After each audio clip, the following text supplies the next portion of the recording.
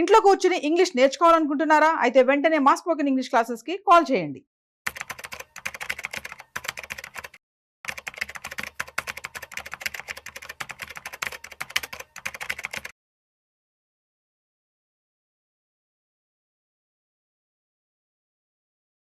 నమస్తే, నేను మీ రేవంత్ చలమల. సో ఈరోజు మనకి యూనియన్ బడ్జెట్ 2025 రిలీజ్ అయింది. సో నా దృష్టిలో హోల్ హార్టెడ్గా చెప్పాలి అని అంటే ఇది ఒక ప్రజా బడ్జెట్. గత కొన్ని సంవత్సరాలుగా రానటువంటి బడ్జెట్ ఒకేసారి 7 లక్షల రూపాయల నుంచి 12 లక్షల రూపాయల వరకు కూడా personal income tax slab revision జరగటము అనేది డెఫినెట్గా ప్రతి ఒక్క సామాన్యుడికి అయితే చాలా సంతోషకరమైనటువంటి విషయం. సో ఒక్కసారి ఇన్డెప్త్గా ఏదో ఎమోషనల్గా తగ్గించారు పెంచారు అనే మాటలు కాకుండా కొంచెం ఇన్డెప్త్గా కూడా కొంచెం వెళ్ళి అనలైజ్ చేసే ప్రయత్నం చేద్దాం. సో కరెంట్ మార్కెట్లో మనకి పర్సనల్ కన్జంప్షన్ అనేది కొంత వీక్ అయింది. అది కొంతవరకు ఎకానమీకి మంచిది కాదు. దాన్ని బూస్ట్ చేసే ప్రయత్నం ప్రభుత్వం అన్ని వైపుల నుంచి చెయ్యాలి అనేది అందరికీ తెలిసిన విషయమే. సో దానికి రిజల్ట్గానే మనకి ఒక 2-3 రోజుల క్రితం ఆర్బీఐ సైడ్ నుంచి కూడా బాండ్ బయింగ్ అనేది మొదలుపెట్టారు. దాదాపుగా 60,000 కోట్ల రూపాయల లిక్విడిటీని మార్కెట్లోకి ఇన్ఫ్యూజ్ చేసే ప్రయత్నం చేస్తున్నారు అనే న్యూస్ ఆల్రెడీ వచ్చింది. ఆ న్యూస్ వచ్చిన వెంటనే అటు మన స్టాక్ మార్కెట్స్ అన్ని కూడా పాజిటివ్గా రియాక్ట్ అవ్వడం అయితే మనం గమనించాం. సో ఈ రోజు మరొక 1,00,000 కోట్ల రూపాయలు మార్కెట్లో లిక్విడిటీని పెంచే విధంగా ఇప్పుడు ప్రభుత్వం మళ్ళొకసారి అడుగులైతే వేసింది. అదే మనకి ఇప్పుడు ట్యాక్స్ ఎగ్జామ్షన్ లిమిట్ని పెంచడం ద్వారా. సో ఇంతకుముందు కేవలం 7 లక్షల రూపాయల వరకు మాత్రమే పరిమితం అయ్యి ఉండేది. మనం గత ఎంతో కాలంగా మాట్లాడుతున్నాం. సో ట్యాక్స్ స్లాబ్స్ అనేవి ఇప్పుడు ఏవైతే ఉన్నాయో 7 లక్షల రూపాయలు అనేవి ప్రజలందరికీ సరిపోయే లిమిట్స్ అయితే కాదు, ఖచ్చితంగా పెంచాల్సిన అవసరం ఉంది అని చెప్పి సో అనుకున్నట్టుగానే ఇప్పుడు మనకి ట్యాక్స్ స్లాబ్ రివిజన్ అంటూ జరిగి దాదాపుగా అది 12 లక్షల రూపాయలకి వెళ్ళటం ద్వారా కొంతవరకు పర్సనల్ కన్జంప్షన్ పెరిగే అవకాశం ఉంటుంది అని చెప్పేసి ప్రభుత్వం యొక్క ఎక్స్పెక్టేషన్. సో మనకి ఇప్పుడు వరకు కూడా అంటే గత 4-5 సంవత్సరాల నుంచి మనకి మార్కెట్ అటు స్టాక్ మార్కెట్స్ అవ్వచ్చు ఇవన్నీ కూడా బూస్ట్ అవడానికి గల కారణం ఏంటి అని అంటే ప్రభుత్వం వైపు నుంచి ఉన్నటువంటి క్యాపిటల్ ఎక్స్పెండిచర్. అంటే వాళ్ళు పంపింగ్ చేస్తే తప్పించి మనకి మార్కెట్స్ పైకి వెళ్ళేటువంటి సిచ్యువేషన్ అయితే లేదు. సో అలా ఎక్కువ కాలం చేయడం సాధ్యం కాదు కాబట్టి మనకి ఇప్పటి నుంచి ఇంకా ప్రైవేట్ పార్టిసిపేషన్ అంటే ప్రైవేట్ కన్సంప్షన్ పార్టిసిపేషన్ ఉండాలి అన్న ఒక దాంతో ఇప్పుడు ప్రజలే డబ్బుల్ని కనుక ఖర్చు పెట్టడం మొదలు పెడితే ఒక టైంకి ఎకానమీ స్టేబుల్ అవుతుంది. ఇలా ఎక్కువ కాలం మనం ప్రభుత్వం వైపు నుంచే ఫిస్కల్ డిఫిషియెంట్ అంటే అప్పులు చేసుకుంటూ ఖర్చు పెట్టడం సాధ్యం కాదు. సో ఇప్పుడు ప్రజలే డబ్బులు రూపాయి సంపాదించుకుంటూ లేకపోతే ట్యాక్సుల రూపంలో ఏదైతే కడుతున్నారో దాన్ని దాచుకుంటూ వాళ్ళు కొంచెం వరకు ఎక్స్పెండిచర్ని అంటూ పెంచుకుంటూ వెళ్తే మనకి క్యాపిటల్ మనకి ప్రైవేట్ పార్టిసిపేషన్ ఈ ఎకానమీలో పెరుగుతుంది అనేది ఒక ఎస్టిమేషన్ తోటి తీసుకొని వచ్చారు. సో గత ఎంతో కాలంగా మనం ఆల్రెడీ మనమే క్రిటిసైజ్ చేసుకుంటూ వచ్చాం. సో ఇన్కమ్ ట్యాక్స్ స్లాబ్స్ ఏవైతే ఉన్నాయి 7 లక్షలు 6 లక్షలు ఇదంతా సరైనది కాదు, డెఫినెట్గా దీన్ని కొంతవరకు ఎన్హాన్స్ చేయాలి అని చెప్పి సో ఎన్హాన్స్మెంట్ అయితే మనం అనుకున్నట్టుగానే జరిగింది. సో పర్టికులర్గా ఇందులో ఇంకొన్ని రివిజన్ జరిగింది ఏంటి అంటే మనకి 25% ట్యాక్స్ స్లాబ్ అనేది మరొకటి కొత్తగా యాడ్ అయింది. ఇప్పటి వరకు 5, 10, 15, 20, 30 మాత్రమే ఉండేది. ఇప్పుడు మనకి 25% ట్యాక్స్ స్లాబ్ అనేది కూడా కొత్తది యాడ్ అవ్వటం అయితే కొంతవరకు ఒక మంచి విషయంగా కనిపిస్తుంది. అండ్ ఇంతకు ముందు మనం 15 లక్షల రూపాయలు ఇన్కమ్ దాటాము అని అంటే 30% ఇన్కమ్ ట్యాక్స్ స్లాబ్ లో ఉండేవాడు. ఇప్పుడు దాదాపుగా అది 24 లక్షల వరకు కూడా ఎన్హాన్స్ చేయడం జరిగినట్టుంది.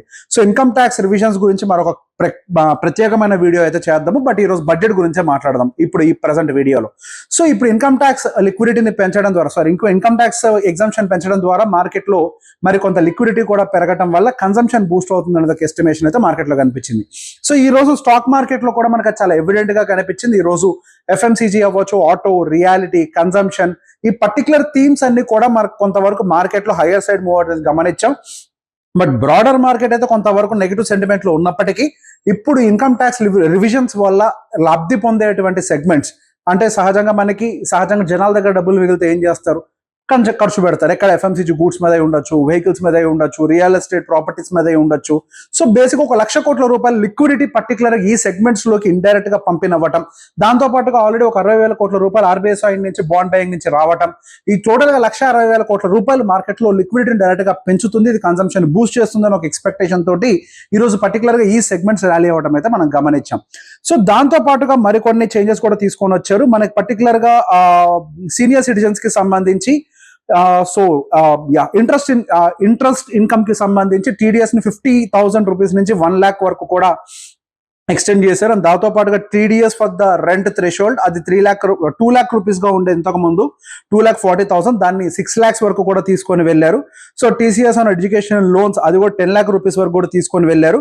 అండ్ దాంతో పాటుగా time limit for the updated returns. So basic గా ప్రీవియస్ గా మనం అప్డేట్ చేయనటువంటి రిటర్న్స్ లేదా ఫైల్ చేయనటువంటి రిటర్న్స్ లేదా ప్రీవియస్ గా ఫైల్ చేసినటువంటి రిటర్న్స్ లో ఏమైనా మార్పులు చేయాలనుకున్నటువంటి సిచ్యువేషన్ లో అయినా సరే ప్రీవియస్ అది కేవలం 2 సంవత్సరాలుగా మాత్రమే పరిమితం ఉండేది, దాన్ని 4 సంవత్సరాలుగా అయితే చేంజెస్ చేశారు. So it is a very clear intention of a finance minister that everyone అంటే ఎక్కువ రిపోర్ట్స్ పెరగాలి, అంటే ఎంతకు ముందు కంపేర్ చేస్తే ఇప్పుడు ఐటీ ఫైలింగ్ యొక్క రిపోర్ట్స్ పెరగాలి, దాంతో పాటుగా transparency from the public side కూడా ఉండాలి అని ఒక క్లియర్ ఇంటెన్షన్ మనకి ఇక్కడ కనిపిస్తుంది.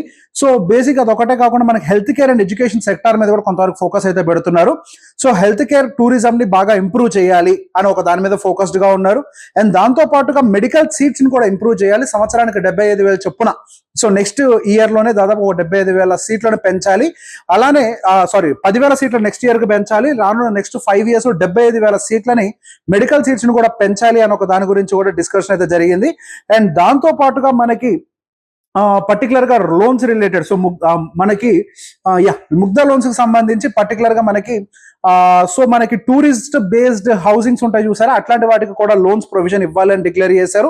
అండ్ MSME క్రెడిట్ గ్యారంటీని కూడా దాదాపుగా 10 crore వరకు అయితే పెంచడం గమనించాము. And FDI in insurance hiked almost by the 100%.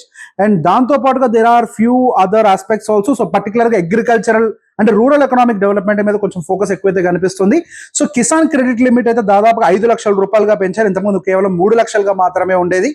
So గతంలో వచ్చినటువంటి బడ్జెట్ లో కూడా మీరు గమనించినట్లయితే ఎక్కువగా మనకి ఆ రూరల్ ఎకనామిక్ డెవలప్మెంట్ మీద ఫోకస్ పెట్టారు. ఇప్పుడు కూడా కొంతవరకు రూరల్ ఎకనామిక్ డెవలప్మెంట్ మీద ఆ ఫోకస్ అయితే కంటిన్యూ చేస్తున్నట్టుగానే కనిపిస్తుంది.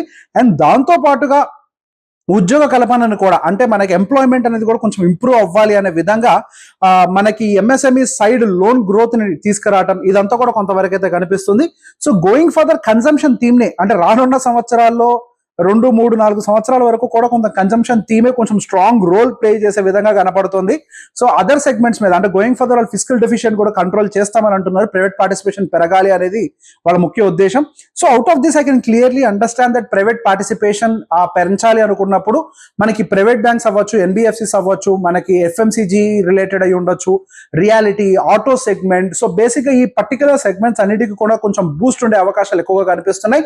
అండ్ మనకి ఈ రోజు కొంతవరకు PSU బ్యాంక్స్ అండ్ అంటే కొంచెం బ్యాంకింగ్ లో కొంత ప్రెషర్, యాక్చువల్గా there is no too much of depth, కొంత ప్రెషర్. అండ్ NBFC లో కూడా కొంత ప్రెషర్ కనిపించింది, కానీ యాక్చువల్ గా వీళ్ళు ఇప్పుడు గవర్నమెంట్ మూవ్ అవుతున్న విధానం చూస్తున్నట్లయితే ప్రైవేట్ పార్టిసిపేషన్ పెంచాలి. సో ఈ NBFC, banking, as a said, and FMCG వీటి మీద ఎక్కువగా ఫోకస్ పెట్టే విధంగా ఇండైరెక్ట్లీ వాళ్ళేం డైరెక్ట్ గా బూస్ట్ చేయట్లేదు, మార్కెట్లో లిక్విడిటీ పెంచడం ద్వారా మార్కెట్లో కొంతవరకు ఇది బూస్ట్ ఇచ్చే అవకాశాలు అయితే కనపడుతున్నాయి. సో ఇవాల్టి summary of our union budget 2025 అయితే ఇది. దీంట్లో ఇంకొక ఇన్డెప్త్ వీడియో అయితే చేస్తాను, ఇన్కమ్ ట్యాక్స్ స్లాబ్ రివిజన్ ఎలా జరిగింది అనేది. And that's all for now. Thank you and please share it to everyone. Suman టీవీలో మీ బిజినెస్ ప్రమోషన్స్ కోసం ఈ కింది నెంబర్ను సంప్రదించగలరు.